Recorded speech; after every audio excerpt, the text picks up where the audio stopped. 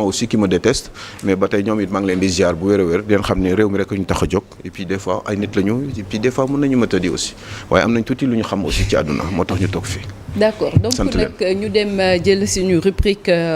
actualité ñu koy dooree ak élection législative ak ici parti pour une nouvelle législative. Oui, législature, oui. C'est parti pour une nouvelle législature. Oui, absolument. C'est parti pour une nouvelle législature parce que tey jii nii gis ngeen bon évidemment ñëpp xam nañ ne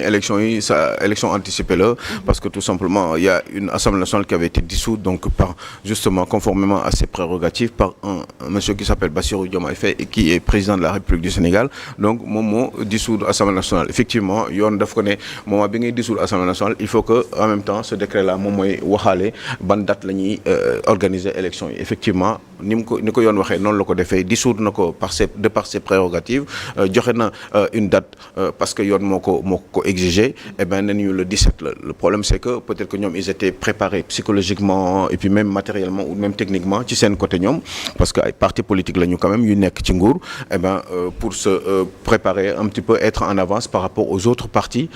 yi nga xam ne dañu jàkkaarloog ñoom nekk en confrontation ak ñoom pour élection yi nga xam ne ñoom xamoon nañu dañ ko waroon a dissoudre donc quand ils l'ont fait les autres n'étaient pas très très près ça fait que effectivement il y a eu un chamboulement et puis gaawantu boo xam ne ku nekk yaa ngi ko doon def précipitation bi stress bi pour mettre certaines listes wala négocier entre ñoom et cetera yàlla def na ni effectivement apparemment on nous dit que ni il y a à peu près une cinquantaine de partis politiques 49 exactement de coalitions ou partis yoo xam ne dañuy dem ci élection yi en tout cas des listes yoo xam ne dañuy dem ci élection présidentielle yi léegi nag xaw ma ndax on peut le dire comme ça wure ba dem na kën et que léegi tey jii nii démb ci guddi à minuit la ñëpp déposé ñi waroon déposer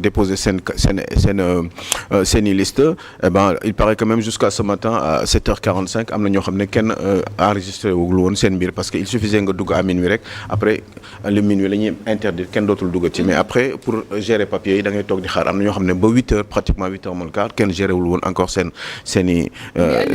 dossier.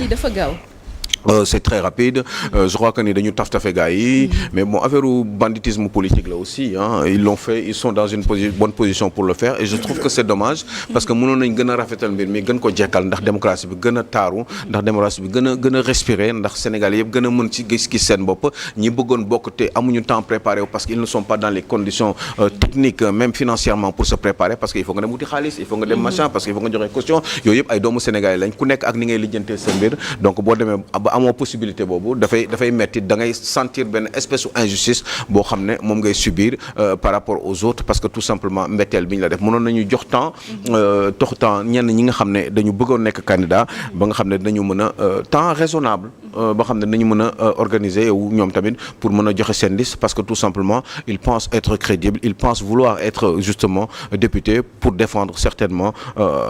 ay yoo xam ne peut-être dafa baax ci seen réew ci ñoom ci seen gis-gis donc balaa nga avancé Alioune xam nga je crois que liste yi 49 lañu woon mais est-ce que nekkul ne ak parrainage bi xam nga ku nekk day jóg bëgg ne damay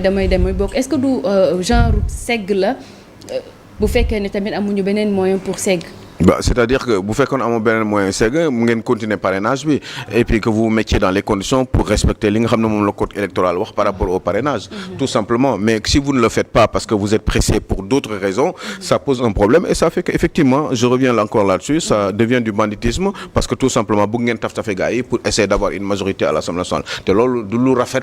pour une démocratie et puis da ngay xalaat rek un jour yow mun nga nekk ci même position boobu dans l'opposition bu ñu la ko defee dafay metti donc il faut que ñu tàmm bu ñu nekk ci pouvoir di correct et que comme ça bu ñu nekkee ci opposition lépp lu ñu wax mu mën a crédible par rapport ak bi ñu nekkee ci bu ñu mësee nekk ci pouvoir wala buñ ci mësula nekk nit en réalité li ngay defal di koy défendre xam nga tey jii nii ñii di ñoom tey jii nii bu leen ko defoon ñoom ñu nekk ci opposition bi wóor na ma dinañ ko kaas mais là je pense que ni ils sont dans une bonne position pour le faire eh bien ils n'ont pas hésité à écraser les autres en essayant d'anticiper assez rapidement pour que ñële bu ñu leen taf-tafee nga xam ne duñu gis lu gaaw a gis te yu bari mën nañ ci def ay erreurs vous verrez sur les 49 listes il y en aura beaucoup yoo xam ne dañ koy dindi parce que tout simplement conditions yi gars yi rempliruñ ko wala il y a eu beaucoup de choses qui n'iront pas sur ces listes là et ça fera que effectivement ça ne marchera pas parce que dañ leen di obligé éliminer et loolu rafetul parce que am na ay sénégalais yoo xam ne tamit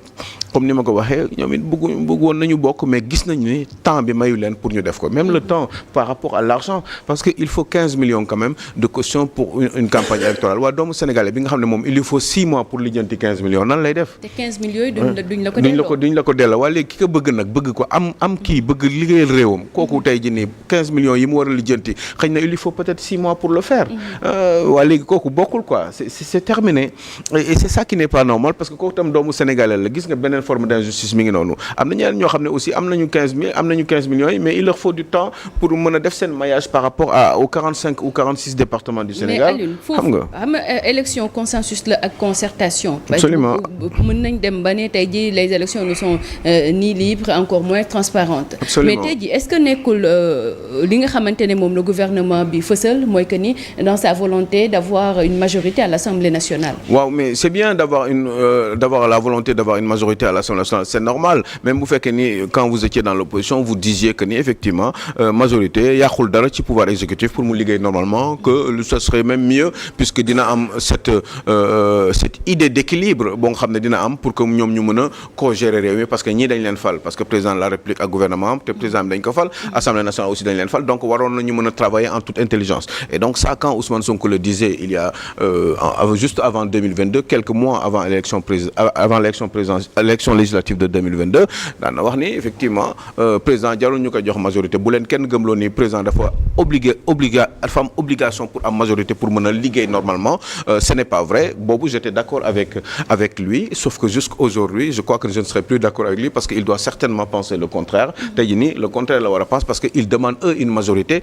parce que ñoom nee nañu majorité boobu il faut ñu am ko pour mën a liggéey li ñu bëgg a liggéey alors que bi ñu nekk ci opposition bi ñoom il disait le contraire moi j'ai toujours pensé la même chose j'ai toujours pensé que ni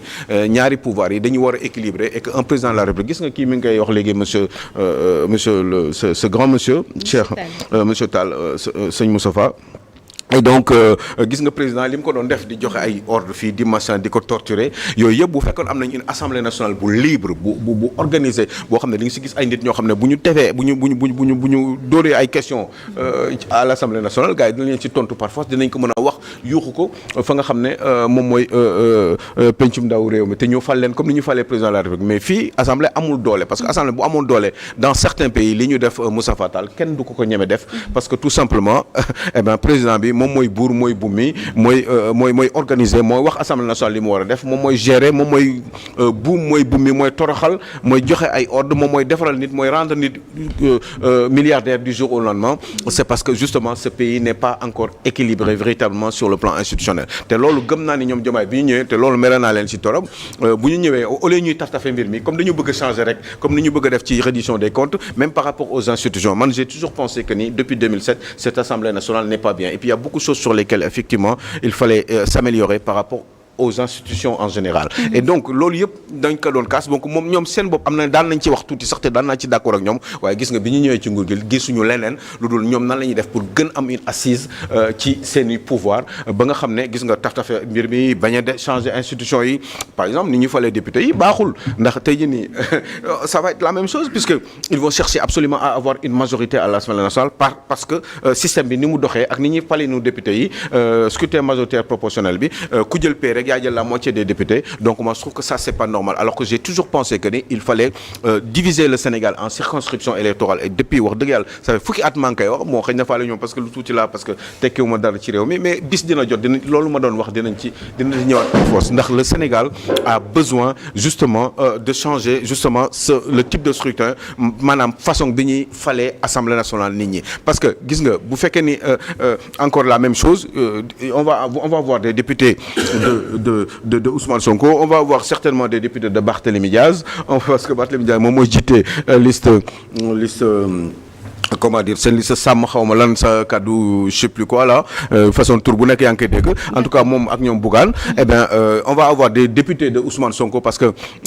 Ousmane Sonko mooy seet ku ko neex mu teg ko doo am un député du peuple on va avoir aussi des députés de Amadou Ba parce que Amadou Ba moo leen fa teg lu mu leen wax la ñuy def politique bi muy suivre moom la ñuy suivre députés yi ce seront day nekk ay députés yoo xam ne ay moutons de Paris ay xaar la ñuy doon lu leen wax la ñuy def parce que dina am ñu si def semblant nii rek mais véritablement du ñu am liberté totale dina am aussi ay députés yoo xam ne eh ben ci Abdoulaye Wade la ñu jógee ci Karim Wade ay député Karim Wade la ñu parce que tout simplement ay xaru Karim Wade la ñu doon bu boobaa tout simplement à tous les niveaux ça va se passer comme ça fait que ni on n'aura pas une assemblée nationale efficace parce que type de faline bi moo baaxul alors que man dama espérer woon ni ñoom Bassirou Diomaye Faye bu ñu ñëwee eh ben dinañu def seen kamtalay kattan au lieu ñuy précipité wu jéem a négocier ak assemblée nationale bi fi nekk waxtaan ak moom fexe jéem a def ay réformes d'abord des institutions ñu jiite ko ci assemblée nationale organiser mbir mi defar mbir mi ba nga xam ne on aura des vrais députés mais je vous assure d'une chose avec ce type de structure là ak ni ñu naree falee députés yi vous verrez bien quelle que soit majorité bi fi mu jógee député diw la ñuy doon du ñu doon député du peuple te orientation boobu la ñuy joxe bu dee ñoom Bassirou Diomaye Faye li ñuy wax député yi la ñuy def eh ben tey jii nii bu ñu gisaatee beneen Moustapha Tall wala beneen Fatou Samb wala Ibrahima Ndoye eh bien boo xam ne il serait dans les mêmes conditions que Moustapha Tall bu leen dégluwul wala bu fekkee ne c'est quelqu'un de réfléchi quelqu'un de correct boo xam ne liggéey la jëm gëmul ay affaires de corruption bu boobaa moom li mu bëgg bu fekkee ne defaluñ ko defalu ko gars yi dinañ ko saax-saaxee te assemblée nationale du si mun dara keneen du si mën dara donc ça fait que ni ce sera toujours la même continuité parce que tout simplement un président de la République il est trop fort dans ce pays là et loolu dañ ko war a changer parce que assemblée nationale dafa war a nekk toujours en équilibre avec ce président de la République là bi nga xam ne wax dëgg yàlla doolam bi jéggi na comment dire jéggi na dayoo voilà ça se dit ça mooy li ma doon wax rek xam nga assemblée pour gouvernement bi la premier ministre ak ay membres ay ministres mais conseil constitutionnel maanaam dafa war am benn assemblée benn instance bu nekk au-dessus de l'exécutif nga xam ni kooku mooy saytu mooy recevoir président de la République buy prêter serment buy ñëw aussi chaque année mën na fa jaar ñuy évaluer xool li muy def bala muy engagé réew mi ci yenn yi dana jaar foofu ñu valider ko bala muy engagé réew mi ci yenn dates yi même chose ainsi de suite kooku foofu aussi soo amee ay réclamations mën nga ko def foofu ñoom danañ ko interpeller am na ci yoo xam ne du ko ñemee def parce que bon mën nga am président bu jub tey mais ëllëg ban façon président nga amaat mën nga amaat bu mel ne bu raw Abdoulaye Wade wala bu mel ne Abdoulaye Wade donc il faut ñu defaraat institution yi ba nga xam ni réew mi dana tegu ci yoon ba ku ci ne la nga war a def nga def ko ba doo mën a déborder maanaam moo nekk ay garde-fou parce que assemblée ñooy recevoir le premier ministre xam nga li lan moo tax ñu dissoudre assemblée ba ñu doon wax naan peut-être ñoom bu ñu demee dañu voté motion de censure te motion de censure bu ñu ko voté xam nga gouvernement bi day daanu instance boobu aussi noonu lay mel en quelque sorte mën na destituer le président parce que président mën na dem ba am ay problème psychique am ay def yenn am lu ko dal ñoom ñu koy recevoir nañ xam bu dérouté aussi ñoom dañ ko mën a rappeler à l'ordre ainsi de suite bu ko defee ñañ fay teg ay anciens la ñu doon yoo xam ni am nañ def nañ seen i preuve waaye say ministre waaye say ceci maanaam une représentation du peuple nga xam ne baykat yi sax ba nañ faa nekk ñëpp fay nekk su ko defee au moins une centaine de personnes ñu mettre leen dans de bonnes conditions su ko defee ñoom ñooy yore ñooy yore kii wu réew mi daal maanaam li nga xam ne mooy koom-koom beeg lépp ñoom ñoo koy yore su ko defee su ñëwee jaar foofu prêter serment li mu bëgg a def mu ni dana ko def nii la koy defee ñu valider su demee bëgg a dérouter ñu rappelé à l'ordre ainsi de suite su ko defee réew mi au moins su boobaa dana équilibré quoi. Moustapha xoolal fi amoon nañ fi 2 potentiels candidats ñoo xamante ne dañoo naroon samp seen dënd. ku si mel ni Alioune Sow. waaye tamit ak Cheikh Tidiane Gomis. dafa waxoon ne day dem fële législative waaye dafa tardé. ñu bàyyi ko mu nuyoo. mu expliqué ñu également lan moo tax mu tardé. xam nga rek yoon bi des fois nga man pour la première fois. ci yoon bi daal ma am benn affaire boo xam ne musuma dal. maanaam dañoo am benn choc. bon kenn gaañu aussi man maa ngi woon cooto bi kenn gaañu man gaañu ma. waaw loolu nag moo ñu taal ci yoon bi ci APH bi. merci xam naa boo doonee député yi yëpp dina deñ. man daal. bu doon. man leen sa micro. bu fekkoon ne li nga xam ne moom mooy. maanaam sportif yi. def nañ koy waa culture li ñu bëgg a def. ut pour ay député je suis partant. waaw parce que le sport c'est le parent pauvre. de la politique des gouvernants ici au Sénégal. jàppale wu ñu dara sport. li ñuy def yëpp ay tappale la rek. ñun dañoo tardé ci sport kon nag loolu la may nuyu maanaam Moustapha Tall vraiment maa ngi ko doon déglu ci yoon bi ci rajo bi maa ngi doon déglu dégg nga kontaan lool ci yow parce que ñu mel ni yow du question wax lu la neex c'est ça mais rôle bu important nga joué ci économie wu Sénégal pendant des années waaw ku la xam ku gis ñëpp xam nañ ko waaw kon nag yow mi façon yu mel nii la ñu war a di déglu di wax ak ñoom di leen di bàyyi xel dégg nga mais ñëw rek bëgg a changer tout def naa loolu du dem boo ko defee rek bu ñu ko defee rek noo def ñu am problème kon nag voilà xam nga loolu la c'est que dañuy bàyyi bu ñu gisee nit rek yore benn oto rek wala yore kër yi ñu ne saa yi sàcc na xaalis dégg nga bon da ngay prouver ba pare bu dee nga laajte bu baax ndax kii li mu yore nii fan la jógee waaw mun nga ko laajte mun nga ko kii kontaanee ba boo ko bëggee xam-xam ko tey chef gendarmerie bu ñu ko gisoon léegi mu taxaw mu gaar fi 4x4 boo defee enquête bu ndaw rek di nga xam ne 4x4 bi fii la ko jëlee d'accord voilà bu dee dañ ko may di nga ko xam bu dee daka jënd di nga ko xam bu dee daka sàcc di nga ko xam d'accord voilà kon nag di lay gërëm di sant di nuyu Alioune Sow di nuyu Badiane maa ngi nii ñëw naa bu neexee yàlla comme ñëw nga si jàmm rek alhamdulilah alors Alioune ñu dem si deuxième ponk bi di reddition des comptes toute la vérité et rien que la vérité. Oui, j'ai dit toute la vérité et rien que la vérité parce que tout simplement effectivement un petit peu tout à l'heure monsieur Moussa Fatal m'avait un petit peu marché sur la langue parce que dafa wax loo xam ne wax dëgg yàlla non seulement dama ko daan wax mais j'avais envie encore de le répéter aujourd'hui par rapport ak justement cette reddition des comptes quand je disais que ni depuis ku bëgg a def reddition des comptes da nga koy commencer depuis ci Ablaye Wade da ngay seet li xew ci réew mi yépp muy ci suuf si muy ci alalu réew mi muy ci investissement yi muy ci homme d'affaires yi muy ci séddale alalu réew mi muy ci impôt yi muy ci lepp yi ñu lepp ci bitim réew comme alal ak fan lañ ko dugal les travaux infrastructures yi ku nekk lan nga fi def Karim Wade lan la fi jot a def ñu dem ba ci biir il l'a dit on avait commencé par Karim Wade avec le régime de Macky Sall mais gis nga finalement jeexaluñ ko après fa la ñu yem après ils ont continué à faire autre chose jusqu'à ce que ñu am deuxième mandat et puis mu jeex ñu dem seen yoon en attendant le Sénégal n'avance pas on a encore des difficultés par rapport ak l'employabilité xale yi liggéey ñu ngi dem ci bitim réew lii yëpp ñoom ñoo leen ko teg et c'est ça qui est dégueulasse dans ce pays là et pourtant on continue toujours à appuyer moo tax man je me méfie de ces gens là moo gisee parce que xam nga lu tax parce que seen bopp lañ fi sóoraale gis nga tamit beneen problème boo xam ne maa ngi koy sóoraale moo tax may gën a moytu des fois peut-être à tort ou à raison je n'en sais rien mais en tout cas je préfère comme il le dit souvent Cheikh Diane Gomi il faut être comme les pharisiens li nga teg sa loxo loo gis ngay nax moom moo fi nekk mais lu fi nekkul mënoo ko comprendre par exemple mënoo ñëw nga ne je vais faire la reddition des comptes tout de suite ci diggante ñetti weer yàlla def ni y a un problème avec l'ONAS le gars il sort des papiers il dit que lii lañ ma bëggoon defloo ñoo xam ne ay sociétés yoo xam ne ñi ngi fi depuis 15 ans avant Abdoulaye Wade la mu ñoom Vicas ak Delta ñu nekk fi depuis des années benn waay ñëw directeur bu bees ne non affaire bi il faut ñu dispatcher ko on ne peut pas toujours donner aux mêmes personnes dañuy jaxas dañ koy tas yow nga ñëw nga ne ko loolu mënul nekk te ñëpp xam nañ li fi xew ci affaire u 763 milliards yoo xam ne dugal nañ ko ci affaire inondation donc yooyu mënul nekk parce que man yow boo ne yow da nga bëgg a def reddition des comptes da nga bëgg a jaarale jubanti daf may poser un problème parce que je me dis que ni xëy na sax yàlla moo ñu bëgg a am lu ñu leeral mu indi problème boo xam ne am na entre yow sa ministre de tutelle ak son DG à lui bi nga xam ne mi ngi concerner l'assainissement au Sénégal donc yow yàlla bu defee ba loolu yow li nga war a def mooy nga wan yàlla yow ni nit ku jub nga nit ku baax nga wan say compatriote que ni nit ku jub nga nit ku baax nga yow dëgg rek a la tax a jóg te amul leneen gisoo ci leneen nga ñëw nga ne lii de il faut mu leer tout de suite balaa maa commencer parce que man dama jóg pour ay reddition des comptes lii du ma ko bàyyi yow sama ministre Cheikh Diane Dieye wax ma lu leer ci accusation yi la sa DG bi def boo ko deful ça veut dire que man daf may poser un problème te man boo avancé man du ma avancer ak yow xam nga lu tax parce que je me dis que ni yow am na foo xam ne da nga fa freiné tour la dem naan yoon dina ko lijjanti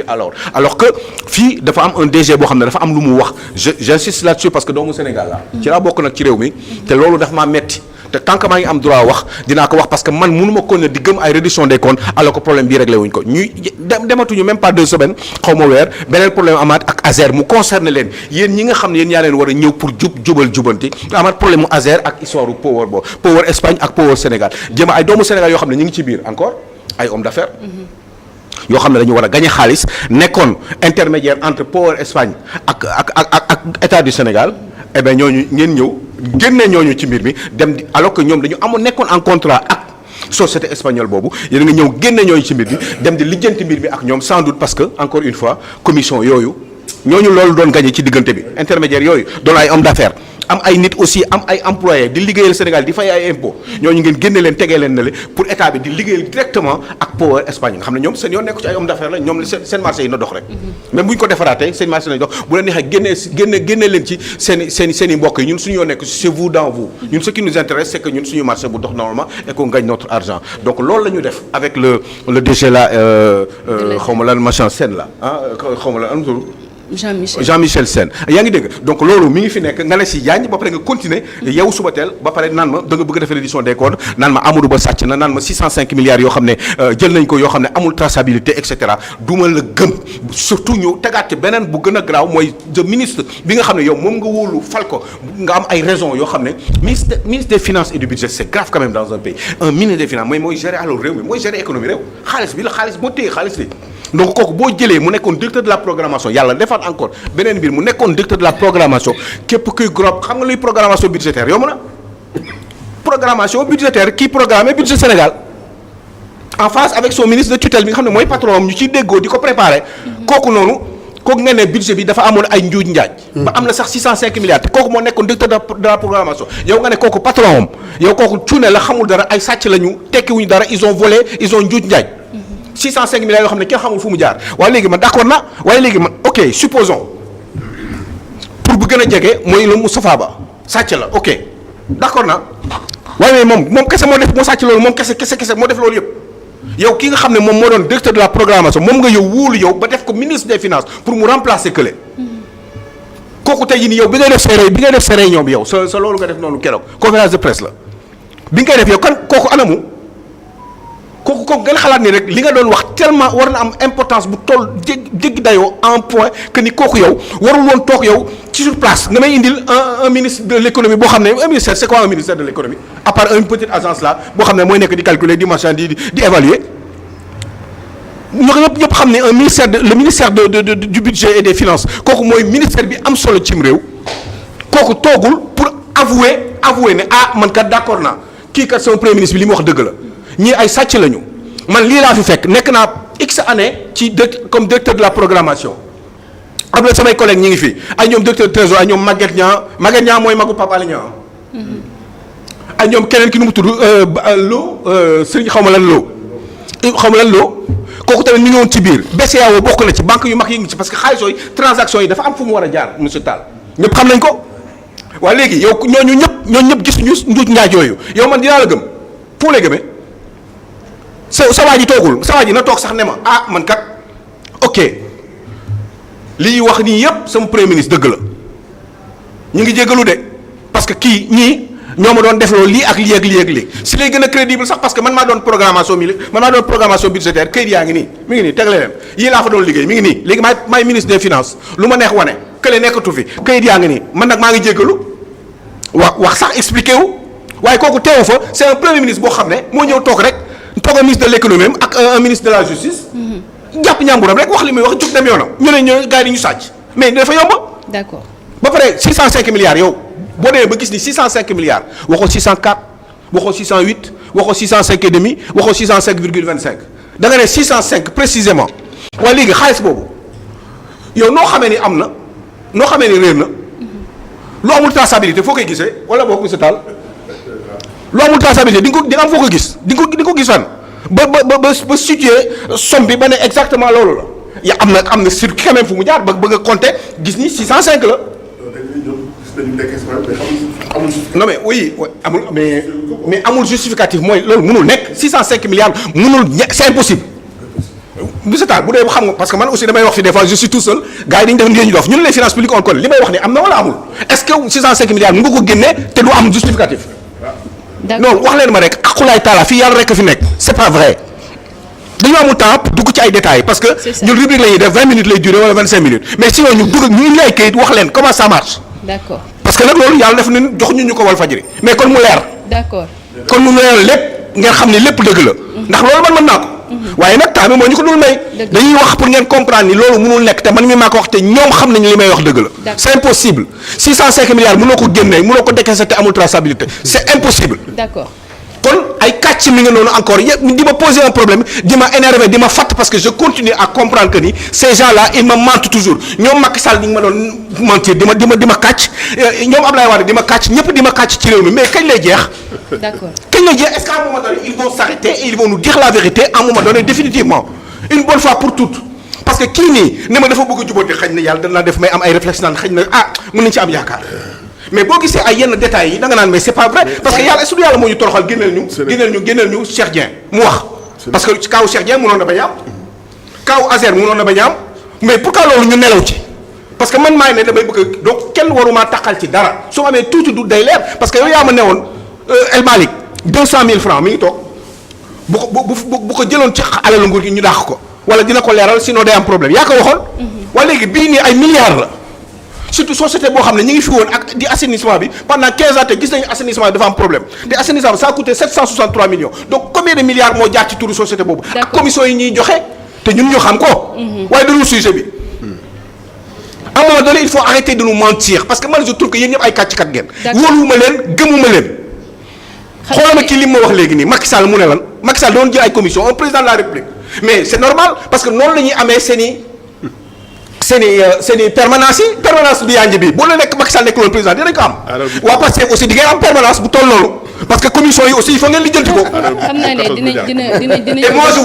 ko gën a yaatal suba c'est même pas la peine parce que man compté wu ma leen. dinañ ko gën a yaatal il y a 2500 milliards de kii